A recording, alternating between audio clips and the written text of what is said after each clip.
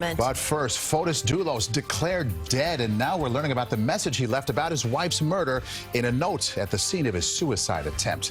Good evening. I'm Maurice DuBois. And I'm Christine Johnson. It has been 2 days since Dulos was found unresponsive at his Connecticut home. He was charged with the murder of his missing estranged wife, Jennifer, and it appears he was insisting on his innocence to the end. CBS 2's Valerie Castro live at Jacobi Medical Center in the Bronx, where Dulos was being treated. Valerie.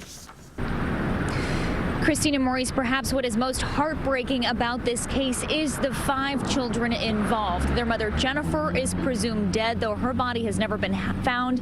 And now their father, Fotis, is also dead after apparently taking his own life. Fotis Dulos was declared dead tonight at 5:32. Attorney Norm Pattis, after delivering the difficult news that his client, Fotis Dulos, died following a suicide attempt, remains steadfast in his innocence. We intend to proceed on as if he were alive to vindicate him. The 52-year-old Dulos stood accused of murdering his estranged wife, Jennifer, who disappeared in May. The mother of 5 has never been found. Dulos was set to appear in court on Tuesday, but was found unresponsive in a vehicle inside the garage of his Farmington, Connecticut home. This image shows a hose apparently hooked up to the exhaust of the car. He was airlifted to Jacobi Medical Center with carbon monoxide poisoning, where he remained in critical condition until his family arrived from Greece. The family is adamant that his name be cleared.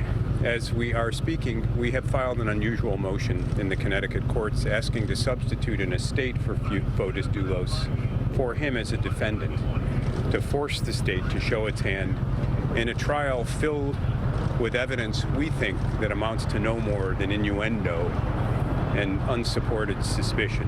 It will be up to a judge to decide if the murder case should continue to trial without Jennifer and now without Fotis.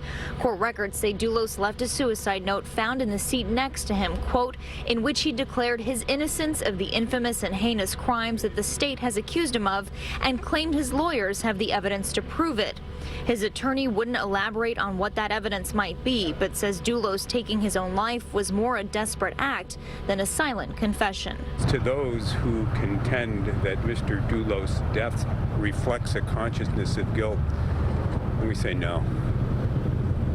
We say it was more a conscience overborne with the weight of a world that was too busy to listen and that wanted a story more than it wanted the truth.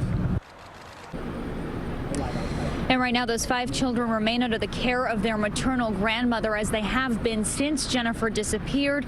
As for Fotis, his family requested that his organs be donated. Reporting live outside Jacobi Medical Center in the Bronx, Valerie Castro, CBS 2 News. Valerie, thank you.